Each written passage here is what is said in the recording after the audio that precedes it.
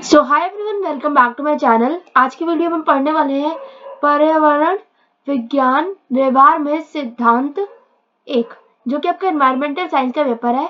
और आज मैं आपको बताने वाली हूँ कि आपका क्या क्या सिलेबस रहने वाला है इस पर्टिकुलर पेपर में। ये आपको मेजर एनवायरमेंटल साइंस होता है इंग्लिश में, और मैं आपको बता देती हूँ कि हिंदी में आपके क्या क्या सिलेबस रहते हैं। सबसे पहले तो है पर्यावरण का अध्ययन का परिचय, मतलब कि आपको इसके बारे में पूरा पता होना चाहिए जो एनवायरमेंटल साइंस होता है कि क्या क्या चीजें होती हैं इसमें। मतलब पूरा जैसे कहते हैं ना, एक संतुलन, एक एनवायरमेंट का, पर्यावरण का पूरा संतुलन कैसे होता है। देन हमारे पास है ये परिस्थितिक, दैट इज परिस्थितिक तंत्र होता है इकोसिस्टम। इकोसिस्टम में मेनली हमारे होते हैं लैंड, वाटर, अर्थ, ये सारी चीजें होती है हमारी, जो कि कैसे जो आपस में एक साथ रहती है, संचालन कैसे होता है इसका। और पिरामिड के बारे में देखने वाले हैं इसमें हमने देखा मेनली अवधारण वगैरह है इसमें, अवधारणा। नेक्स्ट अगर हम देखें इसमें तो आपका अगला चैप्टर हो जाता है ये परिस्थितिक तंत्र। परिस्थितिक तंत्र में आपका हो जाता है चक्र वगैरह, कार्य, ऊर्जा प्रवाह और उत्पादकता, मतलब कि जो आपकी एनर्जी वाले चैप्टर होता है ये वो वाला चैप्टर है। उसके बाद आपका आता है परिस्थितिक तंत्र, दैट इज प्रकार और सेवाएं। तो इसमें आपका एक तो परिचय अगर आप देखने वाले हैं, उसके आप इसका पूरा सेवाएं देखने वाले हैं, इसके प्रकार देखने वाले हैं। नेक्स्ट हमारे पास है प्राकृतिक संसाधन, जो कि हमारे लैंड रिसोर्सेज, मतलब इसे हम रिसोर्सेज कहते हैं, जो कि अवेलेबल रिसोर्सेज होते हैं वो। तो ये हमारे लैंड रिसोर्सेज। तो जैसे कि डिग्रेडेशन होती है, जमीन की उपजाऊ कम होती है, खनन और बांध निर्माण का प्रभाव, भूमि संसाधनों के सतत प्रबंधन के लिए कदम। नेक्स्ट वी हैव इज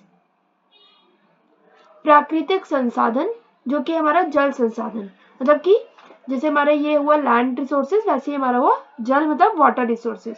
तो इसमें हम देखते हैं भारत के जल संसाधन, मतलब भारत में कितने जल संसाधन वगैरह हैं, किसके मतलब कितने हमारे पास है।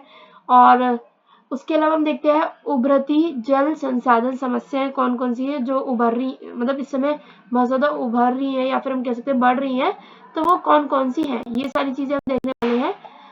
उसके बाद आपके पास अगला आ जाता है भूमि के बाद आपका है जल, जल के बाद है आपका ऊर्जा। ऊर्जा मतलब क्या होता है, एनर्जी रिसोर्सेज, जैसे कि परमाणु वगैरह का हो गया, न्यूक्लियर एनर्जी हो गई, सोलर एनर्जी होती है, इन सब के बारे में हम देखने वाले हैं, मेनली न्यूक्लियर एनर्जी और बाकी एनर्जीज के बारे में हम देखने वाले हैं।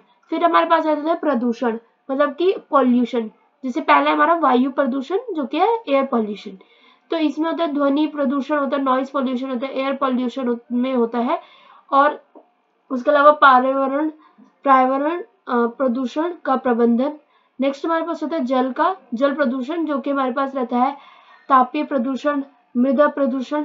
और इसके अलावा हमारे पास नेक्स्ट आ जाता है लास्ट, जो कि हमारा ठोस अपशिष्ट प्रबंधन, जिसे हम कह सकते हैं एक टाइप से जो जो हमारी केस स्टडीज वगैरह है उसके बारे में हम देखने वाले हैं। जैसे कि हमारे पास एक केस स्टडी है द लंदन स्मॉग, और एक हमारे पास है ये वाली भी, मतलब बहुत सारी केस स्टडीज हम इसमें देखने वाले हैं। या फिर हम देखें इसमें परिचय, अगर हम देखेंगे केस स्टडी देखेंगे, ताजमहल मुद्दा जो है, गंगा प्रदूषण जो है, यमुना प्रदूषण जो है, इन सब की हमने केस स्टडी देखनी है इसमें। तो अगर आप चाहते हैं कि मैं इसके ऊपर पर्टिकुलर हिंदी में वीडियोस बनाऊं तो मुझे कमेंट्स में बता सकते हैं। इंग्लिश में बहुत सारी वीडियोस हैं चैनल पे, तो अगर आपको उसका लिंक चाहिए तो आप डिस्क्रिप्शन में, मतलब कमेंट्स में बता सकते हैं, डिस्क्रिप्शन में मैं मोस्ट प्रोबेबली लिंक आपको प्रोवाइड कर ही दूंगी। तो सही रहिए, सुरक्षित रहिए और देखते रहिए मेरे चैनल को। And thanks for watching. Bye bye.